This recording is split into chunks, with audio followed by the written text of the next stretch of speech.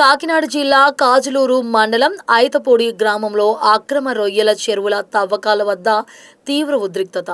ప్రొక్లైనర్కు అడ్డుగా నిలిచి అక్రమ రొయ్యల చెరువుల త్రవ్వకాలను అడ్డుకున్న ఐతపూడి గ్రామస్తులు, చెరువులు త్రవ్వే యాజమాని అనుచరులు, గ్రామస్తుల మధ్య తీవ్ర వాగ్వివాదం. అక్రమ రొయ్యల చెరువుల త్రవ్వకాల వద్ద ఆందోళన నిర్వహించిన గ్రామస్తులు అక్రమ రొయ్యల చెరువుల తవ్వకాలను వెంటనే నిలిపివేయాలని, సాగునీటి త్రాగునీరుకు ఇబ్బంది కలిగించే చెరువులు మాకొద్దు అంటూ నినదించిన గ్రామస్తులు అక్రమ రొయ్యల చెరువుల తవ్వకాల వల్ల గ్రామంలో సాగునీటి త్రాగునీరు కలుషితం అవుతాయని ఆందోళన వ్యక్తం చేస్తున్న గ్రామస్తులు అక్రమ రొవ్వుల చెరువుల వద్ద నెలకొన్న ఉద్రిక్తత పరిస్థితుల దృష్ట్యా గొల్లపాలెం పోలీస్ స్టేషన్కు రప్పించి ఇరు వర్గాలతో చర్చలు జరిపిన పోలీసులు.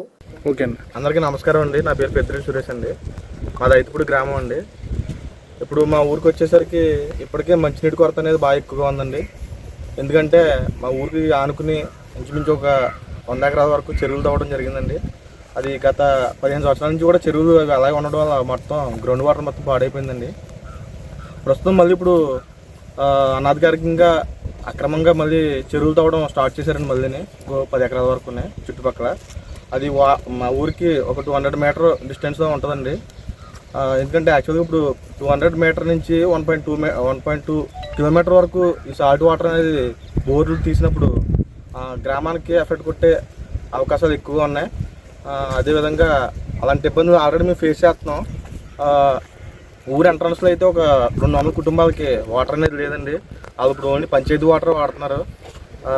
ప్రస్తుతం మొత్తం ఇప్పుడు వాష్రూమ్కి కానీ దేనికైనా కూడా సాల్ట్ వాటర్ అండి. ఆ గిన్నెలు కూడా మొత్తాన్ని తుప్పు పట్టిపోతున్నాయి. ఆ పైపులు 6 నెలలకి మించి ఉండట్లేదు.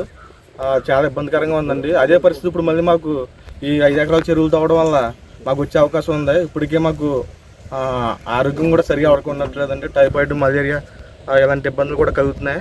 అవి కూడా ఫేస్ చేస్తున్నాం. అధికారులకి 10 మార్లు మేము ఇబ్బంది చెప్పినా కూడా అసలు పట్టించుకోలేనటువంటి పరిస్థితి. ఎంఆర్ఓ గారికి చెప్పడం జరిగింది, విఆర్ఓ గారికి చెప్పడం జరిగింది. మేము ఆపేస్తామని చెప్తున్నారు. ఇక్కడ రైతులు నైట్ పడుకుని మిషన్లు కాపలా ఉంటే కానీ దయలేనటువంటి పరిస్థితి. ఇక్కడ కాపలా ఉంటే అలా చూసుకోవాల్సిన పరిస్థితి. లాస్ట్ టైం అయితే ఎంఆర్ఓ గారి దగ్గరికి వెళ్ళేటప్పుడు మేము చూసుకుంటామమ్మా, మీకు పికెట్ వేస్తాము, మీకు కానిస్టేబుల్ పంపించి నైట్ పగల మేము కాపలా పెట్టి మేము తోకుండా మేము చూస్తామని చెప్పడం జరిగింది. కానీ దానికి విరుద్ధంగానే జరుగుతుంది ఇక్కడ. దీనికి అధికారులు అయితే ఎలాంటి స్పందన లేదు. అది కొంచెం మీరు దయచేసి మా పట్ల కొంచెం దయవుంచి మాకు ఇబ్బంది కలగకుండా చూస్తే బాగుంటుందని అనుకుంటా ఉన్నాం. అధికారులు దీని గురించి స్పందించాల్సిందిగా కోరుకుంటా ఉన్నాం. తర్వాత గ్రౌండ్ వాటర్ అయితే ఆల్రెడీ పొల్యూట్ అయిపోయింది సార్. ఇంకా పొల్యూట్ అయిపోయే అవకాశాలు చాలా ఉన్నాయి. 200-300 ఫీట్ మనకి బోర్లు వేయటం వల్ల సాల్ట్ వాటర్ అనేది బాగా ఎక్కువ కంటెంట్ వస్తుంది. దాని గురించి ఎక్కువ వాటర్ పొల్యూట్ అయిపోయే అవకాశం ఉంది. దయచేసి చూడండి. మీ డిమాండ్ ఏంటి? చెరువు అక్రమ తవ్వకాలు అనేవి ఆపాలి సార్. ఈ చెరువు అనేవి ఇంకా ఏరియాలో మాకు ఎక్కడ తవ్వకుండా చూడాలి సార్. మా ఊరికి చేసి ఎక్కడ కూడా చెరువు అనేది ఉండకూడదు. కొంచెం దయచేసి మాకు కొంచెం సపోర్ట్గా ఉండండి. నా పేరు వెలుగుబంటి జగపతిరావు అండి. మాది కాజులూరు మండలం ఐతపూడి విలేజ్ అండి. మాది ఈ అక్రమ చెరువుల పక్కనే నా పొలం ఉందండి, 3 ఎకరాలు. ఈ చెరువుల నుంచి దిగిన ఓట నీరు నా పంట పొలాలకు ఎక్కేస్తుందండి. దాని తోడు మా ఊరు కూడా 300 మీటర్లు 400 మీటర్ల డిస్టెన్స్లో మా ఊరు ఉందండి. ఈ చెరువులకి ఈ చెరువుల వల్ల మా ఊళ్ళో మొత్తం గ్రౌండ్ వాటర్ అంతా పొల్యూట్ అయిపోయి మామూలు స్నానం చేయనా కూడా పనిచేస్తలేదండి. ఆ నీళ్ళు అంత దారుణంగా ఉందండి. మా ఊరి జనాభా 3000 నుంచి 4000 ఉంటారండి. ఐతపూడి అండి మాది. ఈ అక్వా చెరువుల వల్ల ఈ గ్రౌండ్ వాటర్ అంతా పొల్యూట్ అయిపోయి మా ఊర్లో ఉన్న వాటర్ అంతా నాశనం అయిపోతుందండి. ఈ మురికి నీరు ఏమో మా పొలాలకు ఎక్కేస్తుందండి. వీళ్ళు దింపిన మురికి నీరు దానివల్ల మా పొలాలన్నీ నాశనం అయిపోతున్నాయండి. ఈ చౌడు బారిపోయి దిగుబడి తగ్గిపోతుందండి మా పొలాలు.